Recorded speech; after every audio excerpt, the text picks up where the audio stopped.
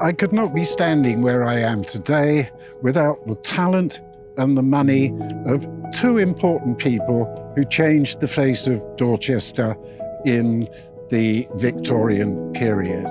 The talent came from Sir George Gilbert Scott, England's greatest architect since Sir Christopher Wren, and the money came from the Reverend William Macfarlane. Together, they restored this tower in 1868, but their partnership went back a decade earlier. If we look around, we can see some of the other buildings that Scott designed and which the Macfarlanes funded. The Lich Gate at the entrance to the Abbey precinct, the Girls and Infant School, the converted building that contained the Missionary College, and last of all, the common room for the college and the Working Man's Institute in a separate building on the other side of Queen Street. Scott's practice was responsible for over 1,000 new buildings and countless church restorations. The size of the practice was only made possible by the development of the railways. This enabled him to travel all over the kingdom, and he was so busy, the story goes, he once telegraphed his office from a provincial railway station to ask, "Why am I here?"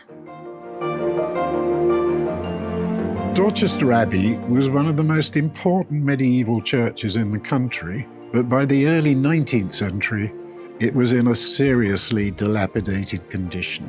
Its high roofs had been removed and foliage was growing out of the walls. Everything changed in 1856 when the Reverend William Macfarlane was appointed as vicar to Dorchester. Macfarlane had been educated in Oxford. He was immensely rich. His father had been a merchant in the East India Company, and he left his fortune equally to be divided amongst his 4 children. Macfarlane was a bachelor and his sister was a spinster. So they had half of that fortune when Macfarlane was appointed to Dorchester. The first thing he did was to pay for a new vicarage. That announced his presence here. His architect was someone called David Brandon, who Macfarlane inherited. He'd drawn up a scheme for a new vicarage in red brick, which Macfarlane didn't like, and so he got Brandon to redesign it in a suitably Gothic style. And if you look at the vicarage, one part of it is lower than the other. That's where Jessie, Macfarlane's sister, lived. She was his housekeeper and his partner in all his projects in Dorchester. He was appointed in 1856 and he moved in 1857. In 1845, a start had been made on the restoration of the Abbey. Funds had been raised through an appeal by the Oxford Society for the Promotion of Gothic Architecture, and the flat roof over the sanctuary and the choir was removed, and the medieval high roofs were reinstated above. The architect was William Butterfield, and you can see his roof. It has no tie beams, it's just a barrel roof, and he restored the upper part of the window. However, the funds ran out and the restoration ground to a halt. Once he'd taken up residence in his new vicarage, Macfarlane immediately turned his attention to the restoration of the Abbey. And he chose as his architect Scott. Why he chose Scott is probably because Macfarlane admired the work that Scott had done at Clifton Hamden, but also Butterfield's restoration of the east window had come in for a great deal of criticism, so Butterfield was abruptly dropped. Macfarlane wrote to Scott, and Scott came back with a very tactful answer saying he'd love to do the work, but he hoped it wouldn't intrude on his good friend Mr. Butterfield, who he understood had carried out works at the Abbey. He was reassured, and so in 1857, Scott was commissioned to re-roof the north aisle, as you see it here. He repaired the lean-to roof, covered it with lead, and that was the beginning of a very close relationship between Scott and Macfarlane. The restoration of North Aisle was finished in 1858, and Scott's next commission was the much bigger task of restoring the high roofs over the nave from the choir all the way down to the West End. Scott picked up on the surviving detail, and if you look up, you can see there are stone corbels, little projections that support the roof above. And so his design for the roof was very different to Butterfield's.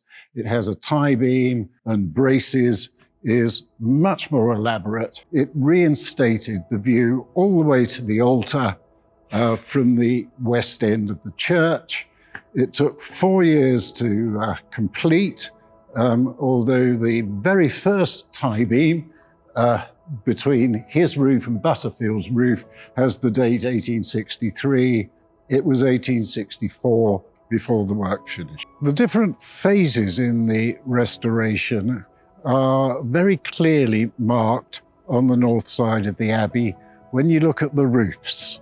If you look over the sanctuary and the choir, it's roofed in Stonesfield slates. That's Butterfield's roof.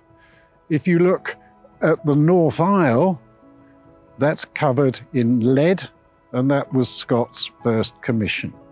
And then if you look down the nave, you will see those clay tiles. That's Scott's roof. So you can see the three major phases of this side of the Abbey very clearly with their roof materials. After the nave roofs had been reinstated, Scott was back in Clifton Hampden with further works on the church there. But in 1867, he created an appropriate entrance to the Abbey precinct with the Lich Gate onto the High Street.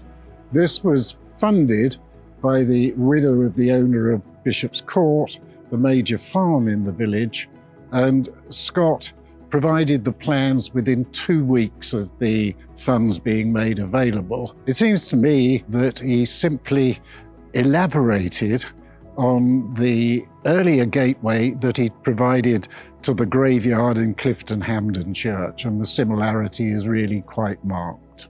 The next job for Scott was to repair the tower. This took 2 years.